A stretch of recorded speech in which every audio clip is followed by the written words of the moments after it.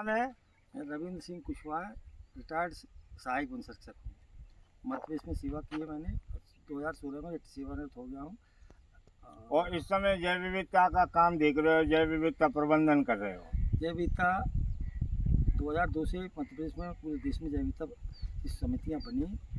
हर पंचायत में, हर जिला पंचायत में, हर नगर निगम में, नगर पंचायत वो में। बनी नहीं, वो मैं जितना कहूँ उतना बताइए। ये बताइए आप कि जैव विविधता अधिनियम 2002 में लागू हुआ जी। और 2002 से आज 24 वर्ष हो गए। हाँ, 26। जितना महत्वपूर्ण जो चीज़ निकल के आना चाहिए वो निकल के क्यों नहीं आ पा रही? जैव विविधता बोर्ड जो बनाया गया है उसमें वन विभाग के माध्यम से, वन विभाग में एक मात्र भोपाल में एक अधिकारी रहता है, CCF रैंक का या एडिशनल PCF रैंक का या PCF रैंक का एक अधिकारी। और बाकी पूरे प्रदेश को वन मंडलाधिकारी जो हमारे क्षेत्रीय के हैं उनको सहायक सचिव बनाया गया है। फिर मुख्य वन संरक्षक जो है प्रदेश संभाग लेवल पर, जो वृत्त लेवल पर है, उनको दायित्व सौंपा गया है। तो उनके पास जो दायित्व है खुद का वनों की सुरक्षा का, वन विस्तार का, तो ये उनके लिए, चूँकि ये मानते हैं कि यह तो एक अशास की मतलब कार्य है और उसको बोर्ड को ही करना है, जैव विविधता बोर्ड को। जैव विविधता बोर्ड के पास बहुत बड़ी राशि होती नहीं है, संसाधन नहीं है, तो बोर्ड तो करवाना चाहता है विभाग के माध्यम से, लेकिन विभाग के अधिकारी के पास वन सुरक्षा की जवाबदारी है, इसलिए वो इसमें उनकी उतनी रुचि, गंभीर रुचि रहती नहीं। अच्छा, एक चीज़ बताइए कुशवाहा जी, ये इसके अलावा जिले लेवल पे एक तकनीकी समिति होती है जिसका अध्यक्ष कलेक्टर होता है, तो उसमें आपका सचिव के रूप में DFO रहते हैं, तो वो क्या कर रही हैं? उनकी कभी बैठक होती है? वो कभी जैव विविधता जागरूकता और जैव विविधता की अवधारणा को जमीन पर ले जाने के लिए कुछ कर रही हैं, प्रबंधन के लिए कुछ कर रही हैं या नहीं कर रही हैं, क्या है? देखिए, जैव विविधता प्रबंधन समितियाँ के जो डिस्ट्रिक्ट हेड हैं, वो आपको सही कहना है, वो अध्यक्ष है कलेक्टर हर जिले में। जिले के जो कलेक्टर है हमारा, पूरे प्रदेश के, पूरे देश के कलेक्टर के पास अगर पदों का देखें तो कम से कम 200 पद उनके पास अध्यक्षों के रहते हैं। तो 200 पद अगर वो अध्यक्षों के अगर बैठक भी लें साल भर में, तो पर डे एक बैठक एक साल में पड़ पाएगी। तो उनके पास भी प्रशासनिक कलेक्टर के पास इतना दायित्व रहता है, सभी पूरा जिला उन्हीं को देखना है, चाहे अपराध हो तो पुलिस नहीं, का। वो तो ठीक है, पर एक बात बताइए कि एक दिन जीवन तो जैव विविधता से चलने वाला है। भौतिक रूप से जो विकास हो रहा है उसका इतना महत्व तो नहीं है, क्योंकि सबसे जीवन की जो अनिवार्य आवश्यकता की चीज़ है वो क्या है? ऑक्सीजन। दूसरे नंबर की सबसे अनिवार्य आवश्यकता की चीज़ क्या है? पानी।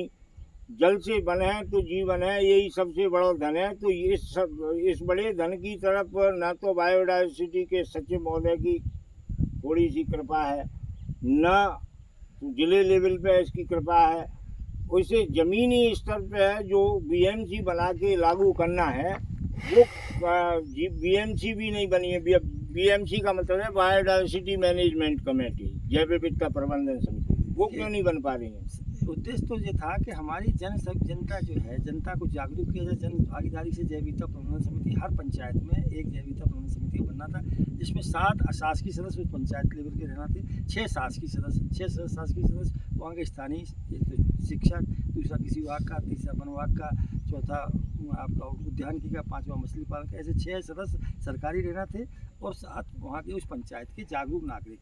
तो जैसे आपने, क्योंकि मुरैना में और यहाँ हम तो ये कहना चाहते पूरे हमारे ग्वालियर चंबल संभाग में जिस प्रकार, जिस टाइप से अगर आप ने जो काम किया जैव विविधता के लिए, चंबल का जो गूगल समाप्त हो रहा था हमारे अंचल का, चंबल की शान पहले थी डकैत और चंबल की शान थी गूगल, कि गूगल जो खाता है वो ताकतवर रहता है। चंबल का आदमी गूगल खा रहा था पहले, उसको बचाने का जो आपने अभियान आज के 20-25 साल से किया है और सराहनीय है। और उसी टाइप से अगर हर पंचायत का जो उद्देश्य यही था कि जिस प्रकार से आप काम कर रहे थे, जो वहाँ का स्थानीय आदमी था, अगर वो जैव विविधता प्रबंधन समिति का गठन करता और वो काम करता तो उस गांव की, उस पंचायत की जैव विविधता बचती।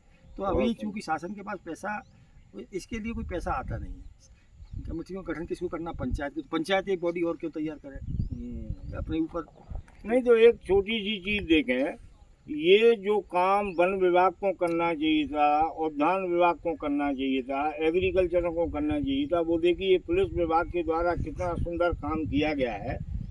86 प्रजाति की औषधि यहाँ लगाई गई है और इस अंचल में 2500 पौधे गुग्गल के लगे हैं, सतावर के लगे हैं, अश्वगंधा भी डेवलप हो रहा है। तो ये सारी चीज़ जब ये कर सकते हैं, ये एक दिन ग्वालियर संभाग के लिए एक बहुत बड़ी उपलब्धि होगी। बॉटनी के छात्र इसे देखने के लिए आएंगे। तो शासन प्रशासन को चाहिए कि ऐसी चीज़ों को जब एक संस्था और एक पुलिस विभाग इसे कर सकता है और जिसके लिए जो जिम्मेदार हैं वो इसको करें तो बहुत अच्छा होगा। मैं इसको देखने के बाद इस निष्कर्ष से पहुंचा हूँ कि इस प्रकार से पुलिस के ट्रेनिंग सेंटर हैं जितिगरा, ऐसे ही मध्य प्रदेश में फॉरेस्ट डिपार्टमेंट के 9 ट्रेनिंग सेंटर हैं। एक बालाघाट में है, एक बैतूल में, एक शिवपुरी में है, एक हमारा पूरे 9 ट्रेनिंग सेंटर है। और उन ट्रेनिंग सेंटर में मैं पढ़ाने जाता हूँ उनको, लेकिन कहीं भी सुविधाएं हैं वहाँ ऐसे पार्क नहीं, एक भी पार्क नहीं, न वहाँ ध्यान ही नहीं है।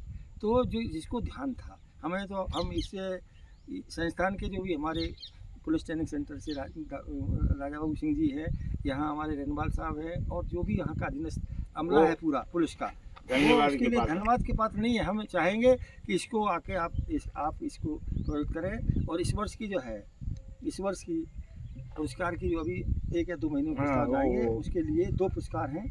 एक पुरस्कार नाम है क्या, अच्छा मैं एक पुरस्कार है, दूसरा है अमृता देवी पुरस्कार। हाँ, वो इसमें से इस संस्थान का नाम वो मैंने राजा बाबू सिंह साहब से निवेदन किया है। आखिरी में क्या संदेश देना चाहेंगे आप? संदेश देना चाह रहे हैं, मैं तो एक मॉडल बना दिया हमारे चंबल संभाग के लिए इन्होंने, कि यहाँ की जो पहाड़ियाँ हैं जो नंगी पड़ी हैं, वन विभाग के लोग आए, वन विभाग के DFO, वन विभाग के कंजक्टर, किसी से आए, मैं उनको आग्रह कर रहा हूँ कि आके देखें और यहाँ से ट्रेनिंग लेकर के वन विभाग में भी इसी टाइप से, इससे क्योंकि उनके पास बहुत बड़ा करोड़ों रुपए आ रहा है फंड, 800 करोड़ रुपए, 1000 करोड़ रुपए हर साल आता है वृक्षारोपण के लिए।